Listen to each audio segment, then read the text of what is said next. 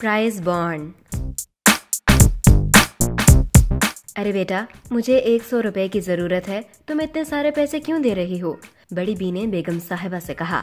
रख ले अम्मा, मेरे पास खुले पैसे नहीं, ये 850 का बॉन्ड ले लें।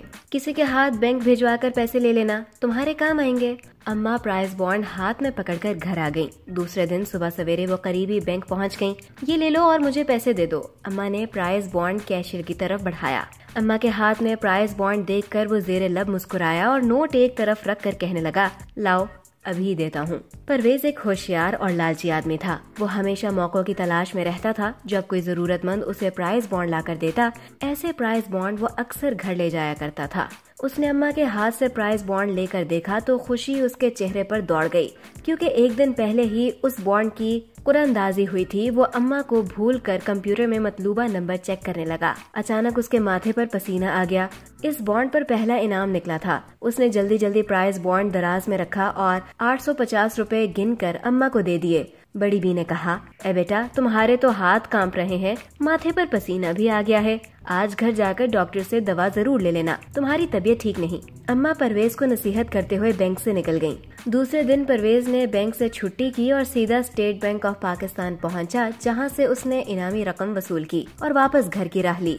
अभी वो रास्ते में ही था कि उसकी बीवी का फोन आ गया। वो घबराई हुई लग रही थी और साथ ही रो भी रही थी। परवेज ने पूछा, बताओ तो क्या बात है, तुम रो क्यों रही हो? उसकी बीवी ने रोते रोते बताया कि उनका बेटा स्कूल नहीं पहुंचा। परवेज जैसे तैसे घर पहुंचा तो देखा घर में कोहराम मचा हुआ था। उसकी बीवी ने रो रो कर बुरा हाल कर रखा था। तमाम अजीज, रिश्तेदार और मोहल्ले वाले उसके घर में जमा थे।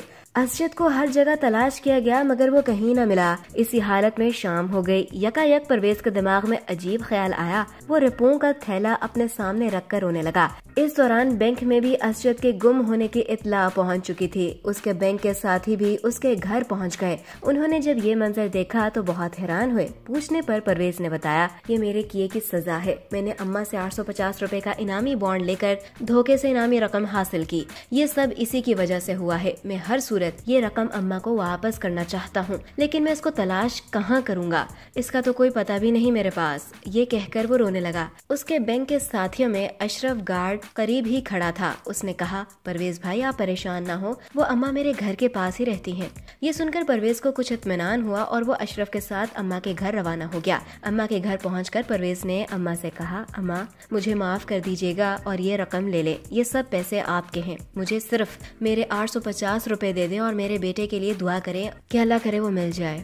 अम्मा ने रकम देखकर कहा, बेटा मैं इतनी बड़ी रकम का क्या करूंगी? लेकिन परवेज न माना और वह सारे पैसे अम्मा को देकर आ गया। जब घर पहुंचा तो देखा कि पुलिस मोबाइल दरवाजे पर खड़ी थी। इंस्पेक्टर ने परवेज को खुशखबरी दी कि असजद मिल गया है। इस तरह परवेज को अपने किए की सजा भी मिल गई और तौबा का इनाम भी।